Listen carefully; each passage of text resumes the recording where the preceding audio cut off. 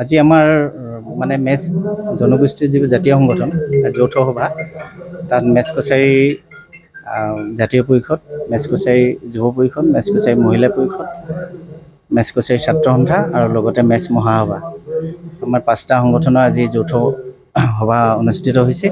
আজি এই সভাখনৰ মূল উদ্দেশ্য হৈছে কি, আমাৰ জনগোষ্ঠীটোৱে দীৰ্ঘদিন ধৰি অট'নমাছ কাউন্সিলৰ কাৰণে মানে চৰকাৰক আবেদন নিবেদন কৰি থকা হৈছে, আন্দোলন কৰি থকা হৈছে।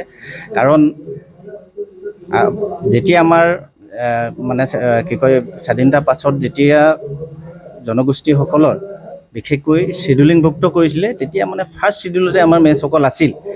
কিন্তু মেচসকলৰ শ্বিডিউলিং থকাৰ পাছতো মানে চৰকাৰৰ ফালৰ পৰা বিশেষভাৱে আমি যি ধৰণে মানে জনগোষ্ঠীটোৱে মানে সা সুবিধা পাব লাগে বা সুৰক্ষা পাব লাগে, সেই ধৰণৰ আমি দীৰ্ঘদিন আমি দাবী আৰু আমি জনাই থকাৰ পাছতো, আন্দোলন কৰি থকাৰ পাছতো দিয়া নাই।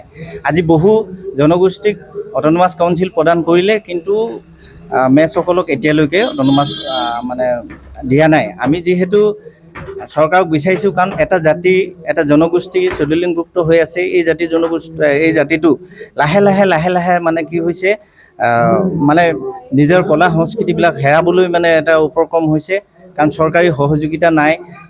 যিটো কাৰণত আমি লাহে লাহে মেচ জনগোষ্ঠীটো মানে থান বান হৈ যোৱাৰ এটা গৈছে। কৃষ্টি সংস্কৃতিবিলাক মানে হেৰাই গৈছে, ঠিক তেনেকৈ আমাৰ ভাষাবিলাক হেৰাই গৈছে। গতিকে এইবিলাক আমি ধৰি ৰাখিবৰ কাৰণে, এইবিলাকৰ প্ৰতি আমাক যাতে আমি সুৰক্ষা দিব পাৰোঁ, ৰক্ষণাবেক্ষণ দিব পাৰোঁ, গতিকে তাক আমি উদ্ধাৰ কৰি আনিব পাৰোঁ, তাৰ কাৰণে আমাক চৰকাৰী এটা অট'নমাছ কাউন্সিলৰ যোগেদি তাৰ গণ্ডিত ভৰাই যদি সহযোগিতা দিয়ে, তেতিয়াহ'লে নিশ্চয় ৰ'ব। নহ'লে মানে চিৰিয়াখানাত থকা নিচিনাহে জাতিটো মানে হ'বগৈ। আমি উল্লেখ কৰিব পাৰোঁ যে যেনেকৈ আমাৰ বৰাহী মানে কছাৰী জাতিটো একেবাৰে শেষ হৈ গ'ল, এতিয়া বৰাহী ভেটি আৰু বৰাহী মানে মাত্ৰ এটা ৰেল ষ্টেচনৰ নাম থকাৰ বাদে বাকী নাইকিয়া হৈছে। মেচসকলো তেনেকৈ শেষ হৈ যাব আৰু যোৱা আমি এটা উপক্ৰম দেখিছোঁ। মেচসকলক ডেভেলপমেণ্ট কাউন্সিল 2011 চনত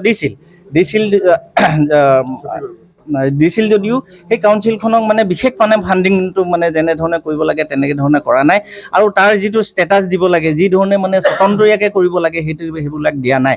গতিকে সেইটো ৰাজনৈতিকভাৱে দিছে, ঠিকাদাৰী ছিষ্টেমত মানে অট'নমাছ কাউন্সিলবিলাক দিছে, যাৰ কাৰণতে মানে আগবঢ়াব পৰা হোৱা নাই। গতিকে আমি আমাৰ নিজৰ বিশেষকৈ ভাষা, কলা, সংস্কৃতি এইবিলাক সুৰক্ষা কৰিবৰ কাৰণে আৰু জাতিটো মৰি শেষ নহ'বৰ কাৰণে আৰু মানে এছিমিলেট হৈ মানে শেষ হৈ নাযাবৰ কাৰণে আমি মানে চৰকাৰৰ ওচৰত দাবী জনাইছোঁ, বা আমি আজি যৌথভাৱে আমি আলোচনা কৰিছোঁ, যাতে কৃষ্টি সংস্কৃতিৰ যোগেদিহে আমি ইয়াক আগবঢ়াই লৈ যাব পাৰোঁ। কাৰণ এটা জাতিৰ যেতিয়া মানে কৃষ্টি সংস্কৃতি নাথাকে, সেই জাতিটো জীয়াই থাকিও মৃত বুলি কোৱা হৈছে।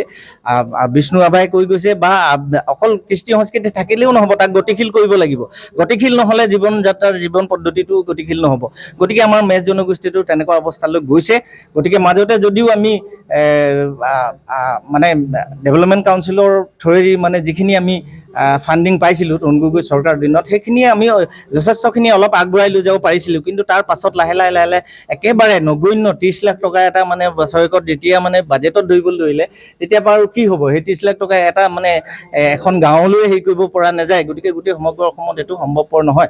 গতিকে এইটো চকু দিব বুলি আশা ৰাখিছোঁ, যাতে এটা মিউজিয়াম ছিষ্টেমলৈ এটা জনগোষ্ঠী যাবগৈ নালাগে, তাৰ কাৰণে আমি কি কয় চৰকাৰলৈ আহ্বান জনাইছোঁ। এইটো আছিলে আমাৰ মূল উদ্দেশ্য।